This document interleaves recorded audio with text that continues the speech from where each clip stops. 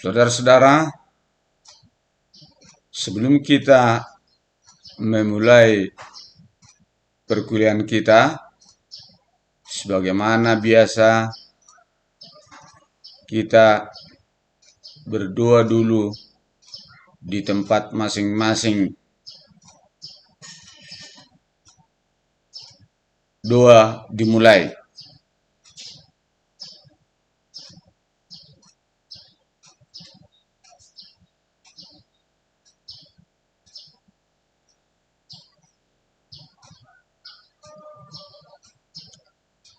Selesai.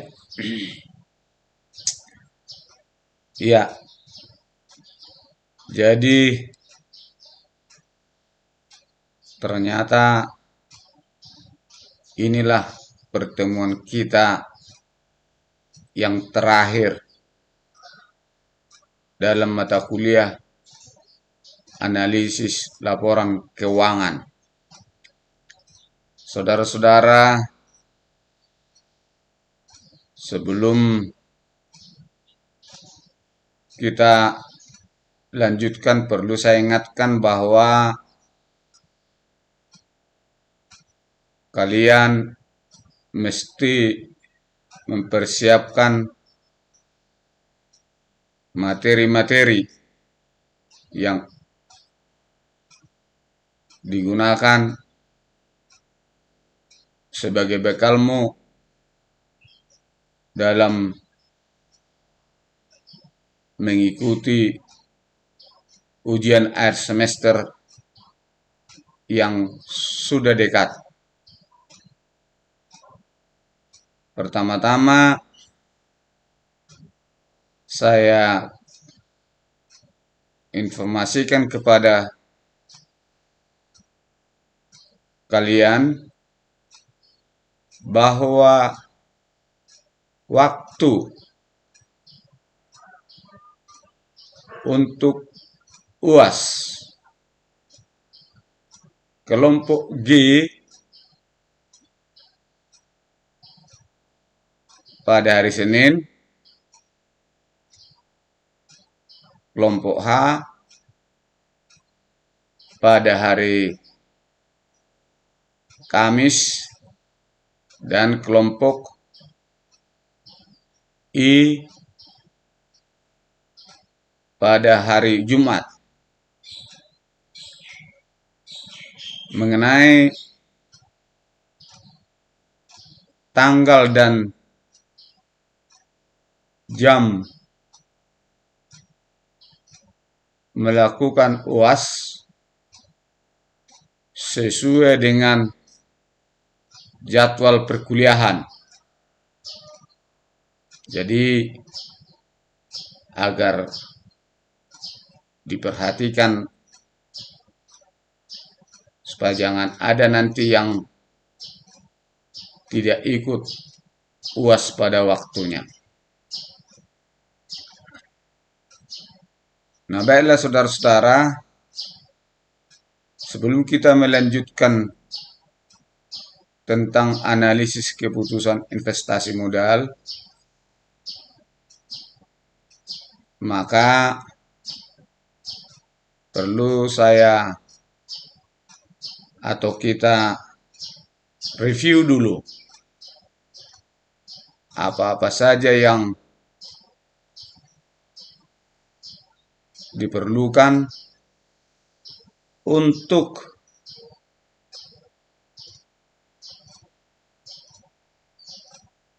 lanjutannya.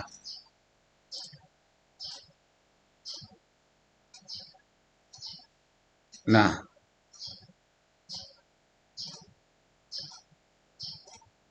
misalnya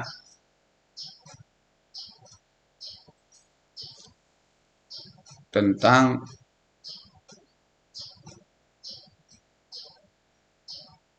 akuisisi. Akuisisi maksudnya perusahaan membeli atau menguasai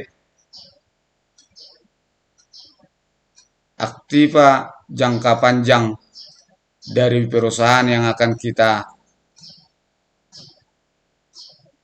akuisisi atau ambil.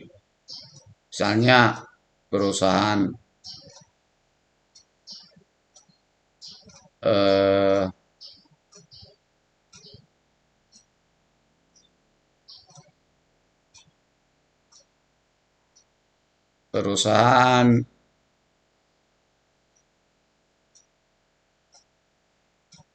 Indomie atau Indofood mau membeli misalnya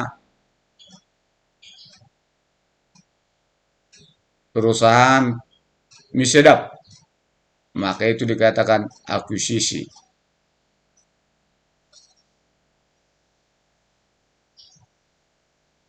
Pembiayaan modal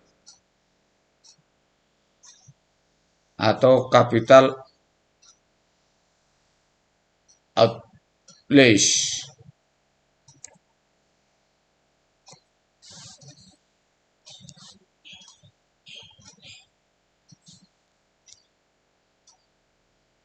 Kemudian berikutnya jenis-jenis keputusan investasi modal. Kita mendapatkan dua jenis penganggaran modal, yaitu proyek independen dan proyek mutually exclusive.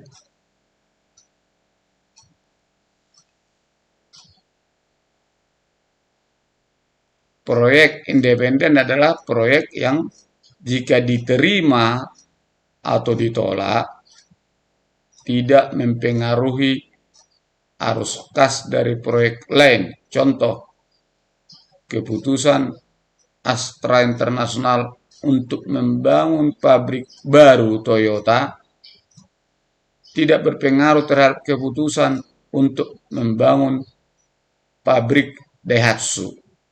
Jadi independen. Yang kedua, proyek mutually exclusive adalah suatu proyek yang jika proyek diterima akan membuat ditolaknya alternatif proyek lainnya. Misalnya keputusan untuk meneruskan penggunaan mesin manual atau menggantikannya dengan mesin yang terotomatisasi. Kalau mempertahankan mesin manual, misalnya sepeda motor, maka mesin yang terotomatisasi ini tidak digunakan. Tapi kalau mesin manual diganti dengan mesin yang terotomatisasi, maka mesin manual tidak digunakan. Jadi tidak bisa digunakan secara bersama-sama.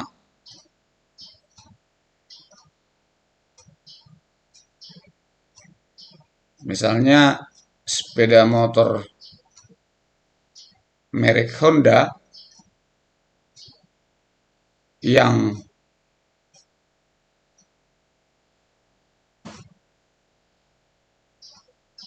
menggunakan speed di kaki digantikan dengan sepeda motor Matic. Nah, itu contohnya.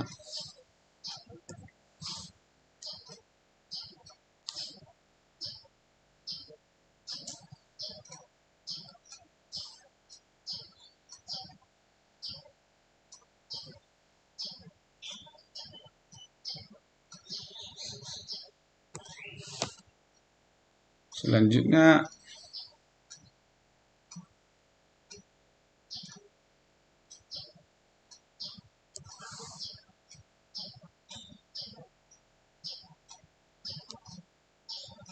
kita mengenal dua model yang digunakan untuk membuat suatu keputusan investasi modal, yaitu non-discounting model dan discounting model. Non-discounting model mengabaikan nilai waktu uang, sedangkan discounting model secara eksplisit menggunakan nilai waktu uang. Seperti yang Bapak sudah jelaskan pada minggu yang lalu.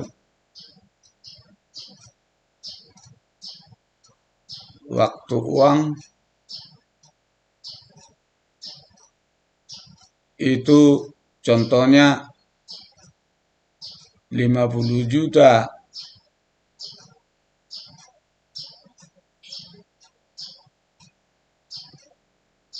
klaim dibayarkan kepada nasabah asuransi karena meninggal dunia jasara harja 10 tahun yang lewat 50 juta, dan sekarang pun dibayarkan 50 juta per orang. Nah, kalau tidak memperhitungkan nilai waktu uang, maka hanya nilai nominal uang itu yang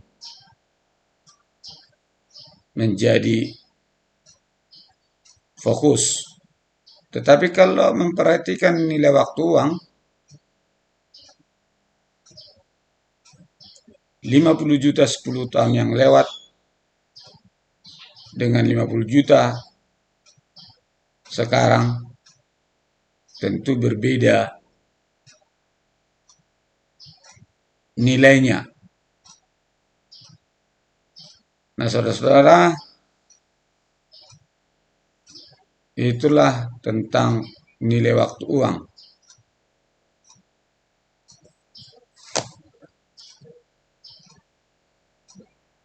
Ada dua model tadi,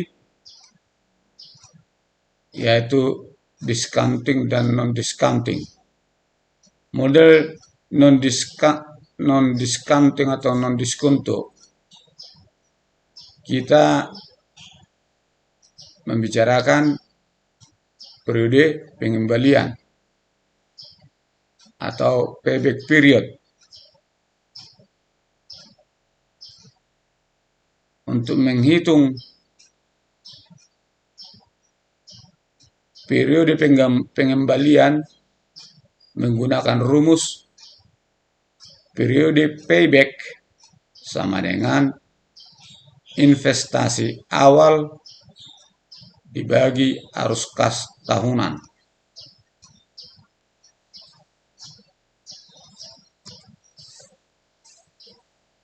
Contohnya kita sudah buat.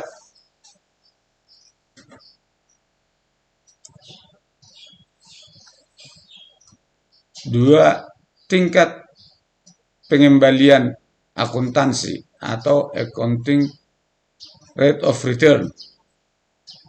Ini mengukur return proyek dari labanya, bukan dari arus kasnya.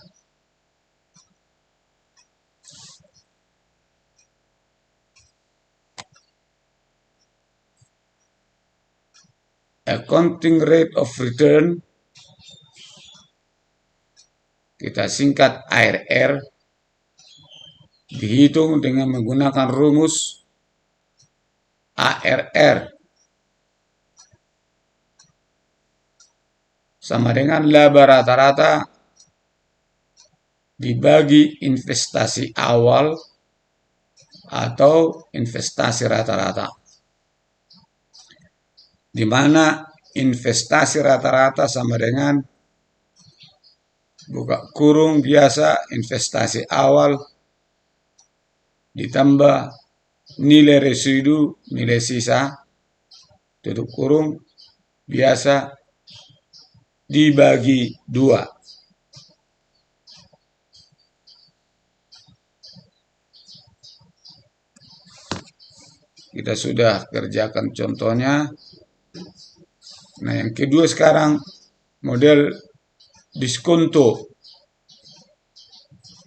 Model diskonto secara eksplisit mempertimbangkan nilai waktu dari uang dan memasukkan konsep diskonto arus kas masuk dan arus kas keluar. Jadi perbedaannya adalah bahwa model diskonto mempertimbangkan nilai waktu dari uang. Terdiri dari nilai sekarang bersih, net present value, NPV, net present value.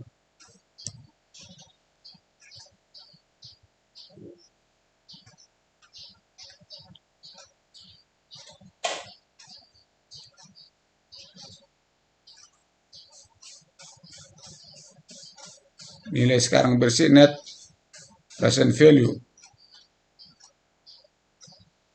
NPV merupakan selisih atau perbedaan antara nilai sekarang aliran kas masuk dan kas keluar yang berhubungan dengan proyek.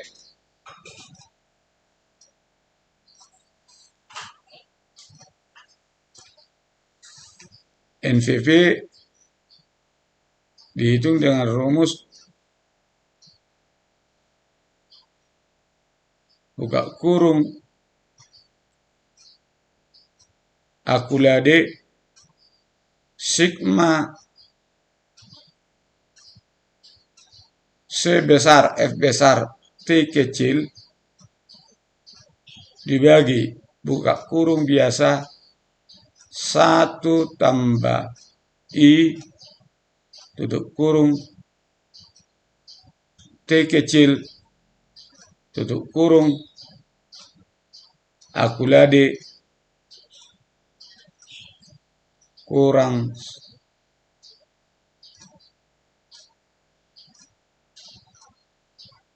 nilai sekarang dari biaya proyek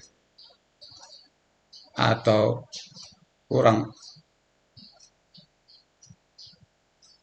1 sama dengan dan seterusnya. Akhirnya P dikurangi 1.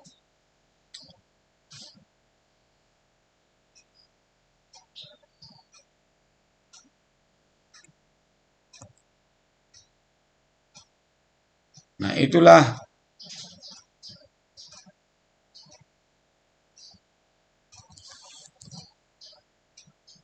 mengenai NPV. Sekarang kedua, tingkat pengembalian internal IRR, internal rate of return, adalah suku bunga yang mengatur nilai sekarang dari arus kas masuk proyek sama dengan nilai sekarang dari biaya proyek tersebut.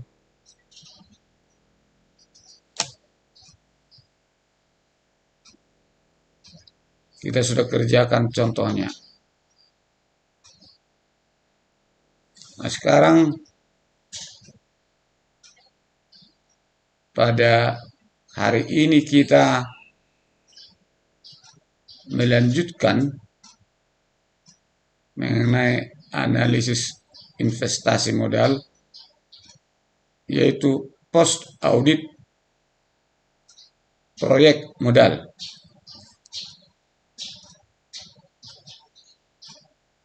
Post audit mengukur kinerja aktual proyek terhadap estimasi proyek tersebut.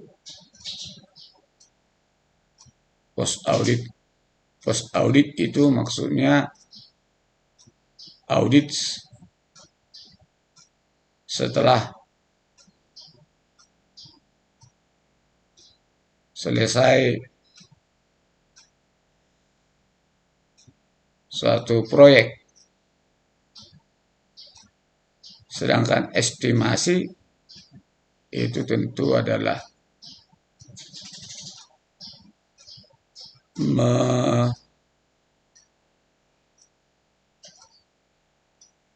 memperkirakan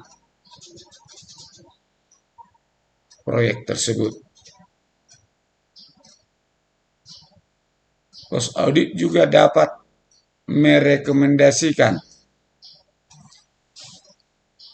suatu tindakan koreksi untuk meningkatkan kinerja atau untuk meninggalkan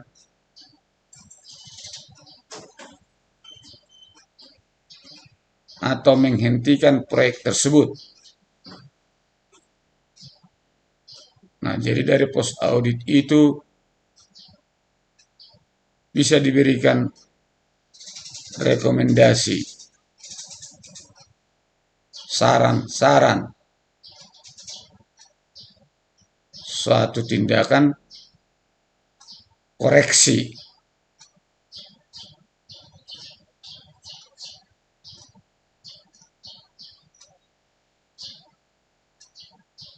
atau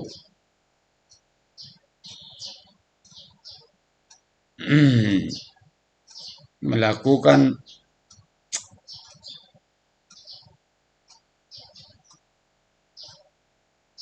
tindakan untuk mengevaluasi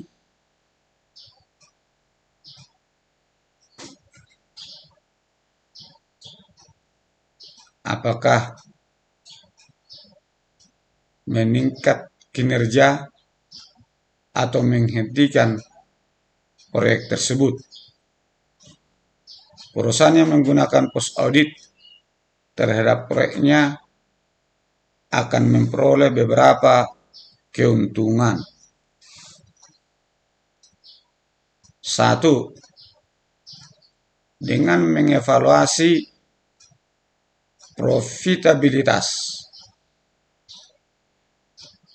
kemampuan mendapatkan laba.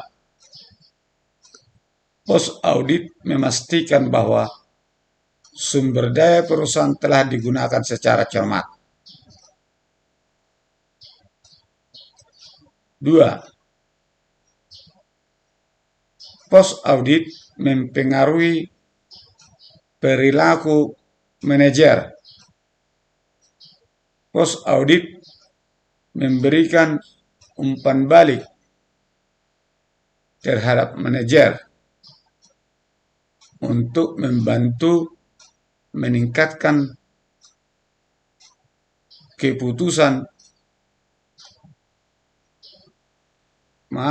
membantu meningkatkan pembuatan keputusan di masa depan.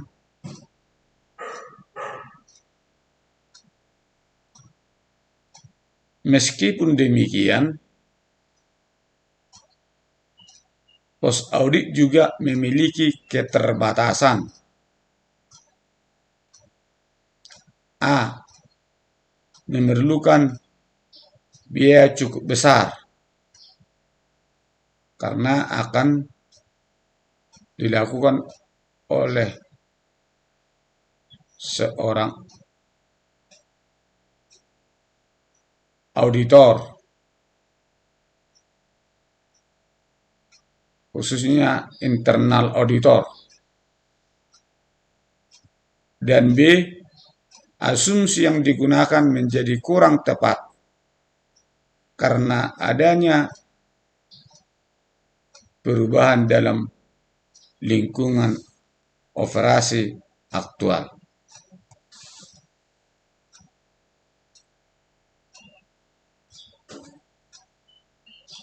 Yang berikutnya, proyek mutually eksklusif. Kalau tadi yang pertama adalah proyek independen, yang kedua ini proyek mutually eksklusif.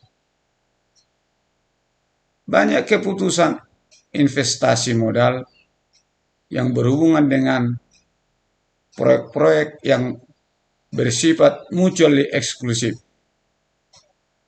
yaitu saling meniadakan. Seperti tadi, kalau menggunakan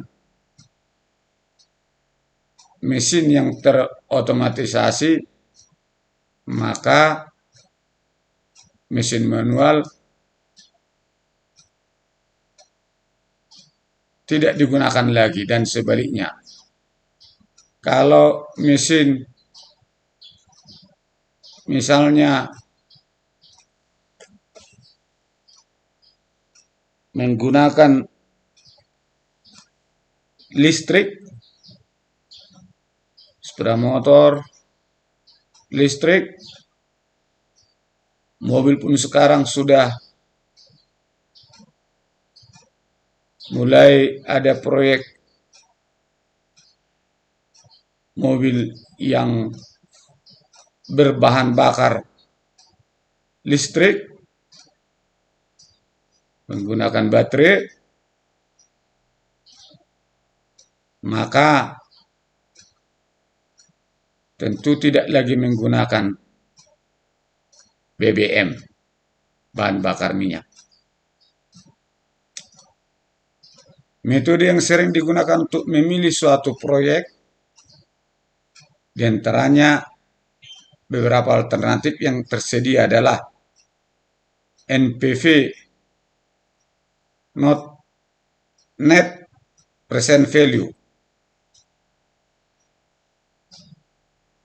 nilai sekarang bersih, dan IRR,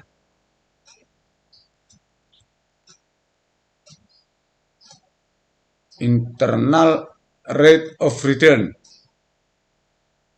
atau tingkat pengembalian internal.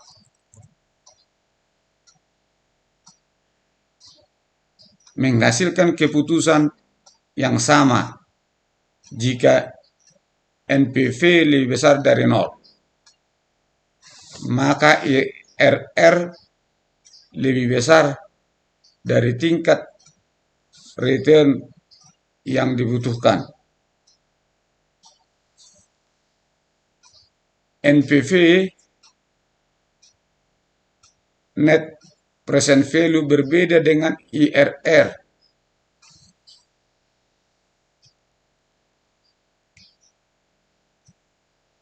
Internal Rate of Return, yakni tingkat pengembalian internal.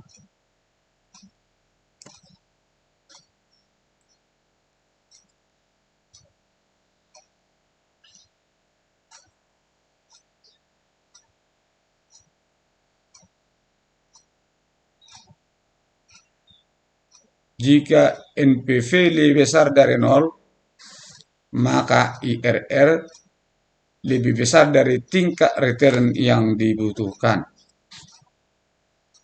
NPV berbeda dengan IRR dalam dua hal.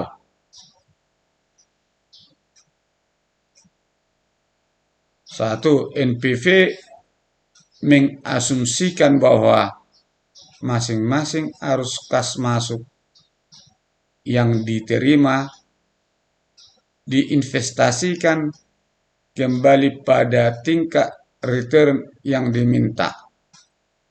Sedangkan IRR mengasumsikan bahwa masing-masing arus kas masuk diinvestasikan pada tingkat IRR yang ditentukan.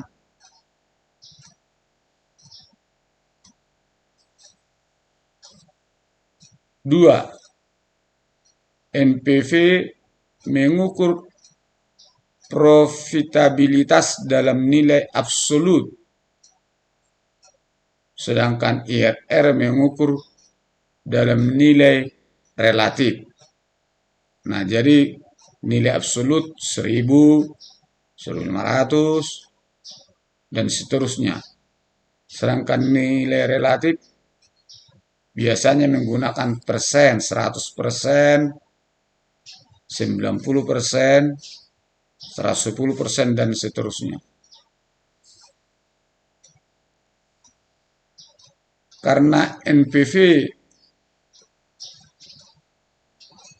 mengukur dampak dari proyek-proyek tersebut terhadap perusahaan, maka memilih proyek yang memiliki nilai NPV terbesar konsisten dengan usaha memaksimalkan kekayaan pemegang saham. Adapun IRR yang merupakan ukuran relatif profitabilitas hanya mampu mengukur secara akurat tingkat return yang diinvestasikan di internal perusahaan.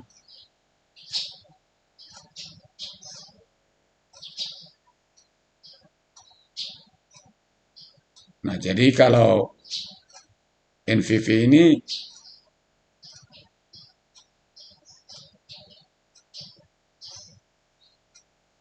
melakukan investasi di luar perusahaan dengan cara membeli saham-saham perusahaan lain. Sedangkan IRR, investasi digunakan pada internal perusahaan atau di dalam perusahaan itu sendiri. Memaksimalkan IRR tidak akan memaksimalkan kemakmuran pemilik perusahaan karena tidak memperhatikan kontribusi proyek secara absolut, buka kurung dalam nilai uang, tutup kurung. Oleh karenanya, NPV lebih baik untuk digunakan dalam memilih proyek di antara berbagai alternatif dibandingkan dengan IRR. Nah, untuk lebih jelasnya tentang tugas pembuatan, lebih jelasnya tentang pembuatan keputusan investasi modal, maka berikut ini diberikan soal tentang penerapan metode diskonto dan diskonto dalam penilaian investasi. Aloha Company ingin membeli mesin otomatis yang menggunakan teknologi komputerisasi terbaru. Pembelian mesin otomatis tersebut memerlukan biaya sebesar 2.400.000. Mesin tersebut dianggap memiliki umur ekonomis selama 5 tahun tanpa adanya nilai residual. Setiap tahunnya Aloha mengharapkan pendapatan kas sebesar 3.900.000 dan pengeluaran kas sebesar 3 juta rupiah. Diminta Hitunglah payback period untuk mesin otomatis tersebut. B. Hitunglah ARR atau accounting rate of return dengan menggunakan 1. Investasi awal dan 2. Investasi rata-rata. C. Hitunglah NPV dengan asumsi tingkat return yang diharapkan 10%. D. Hitunglah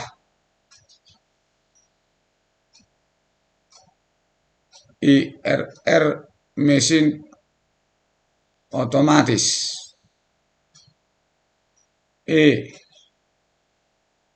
Apakah sebaiknya Aloha Company membeli mesin tersebut?